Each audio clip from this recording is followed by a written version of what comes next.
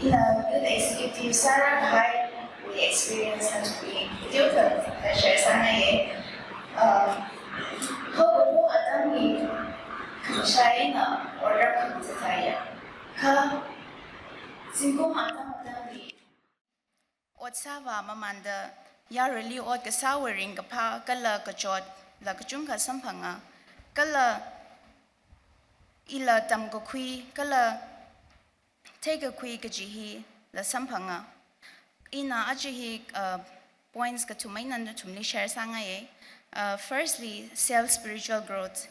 อีกละตัววีมังลารินลีละเทขังสักก็ละตำคุยขังสักก็เดียวขมังสายจีละหินะคำตายาขังสาย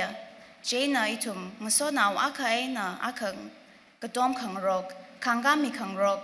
ก็ละเสียสาขังรมหินะริงกับพาอาดัมละสัมพังอ่ะก็ละอีทุ่มยู executive วิงนะ share สร้างรกขจันสร้างรกแล้วก็อีทุ่มเสียสาขังรมหินะริงกับพาก็จุงกับสัมพังอ่ะก็ละอีวิบังละอีวิ family วิบังละโซก็มีก็จุงกับสัมพังอ่ะก็จะฮีshare สร้างไงก็ละก็ขณี point ลีอีทุ่ม relationship build up ก็ซะก็ละอีนักโคขก็ซะอีทุ่ม background ก็เตยๆเลยสาละละ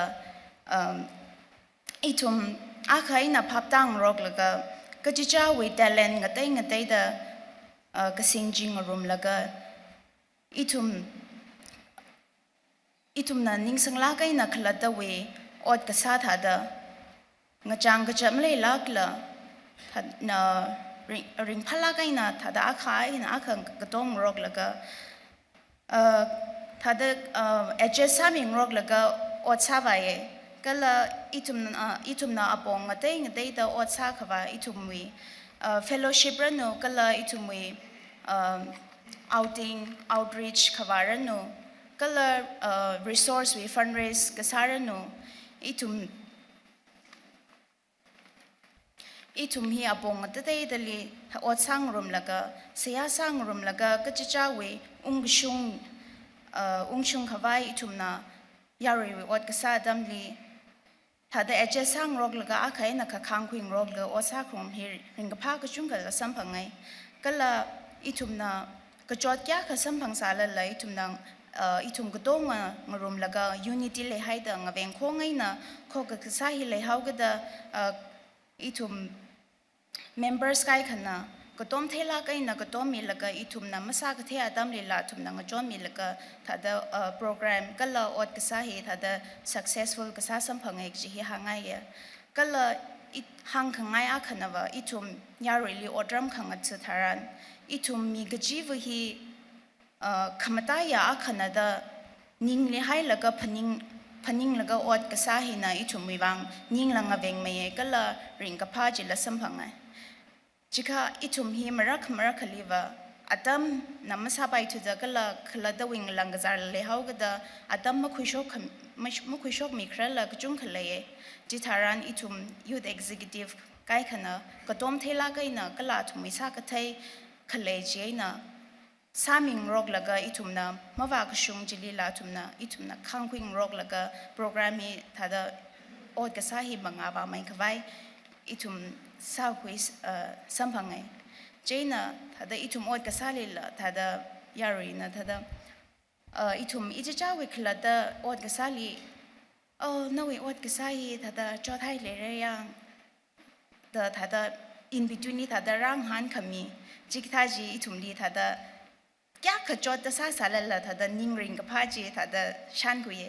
ก็เลยยาเรลีอดก็สาเหตุไม่มีนั่นละทรักละมันขมาดุยนิ่งสุกตาละถ้าทรักเลยแบบไม่ข้าว่าจีลีอีทุ่มนั้น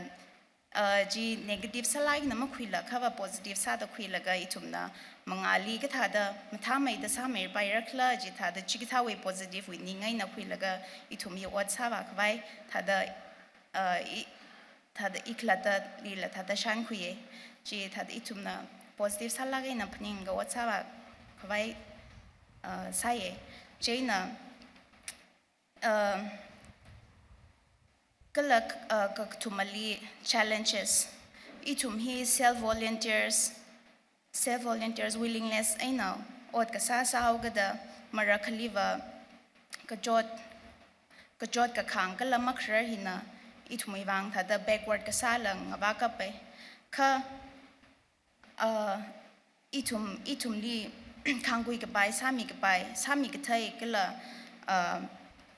เอเจสามีกับไปเลยก็ปะปะเมจ่าดำลีอาถุมนะนิ่งมักชิดลักละถ้าเดอาถุมนิ่งยังตรงลักไอ้นะงะจังก็จะล้ำเลยละถ้าเดอินาอาชีวะฮิสามยาวเวแต่ถ้าเดสาขมีจีถ้าเดขังก็คุยจีสัมพังไง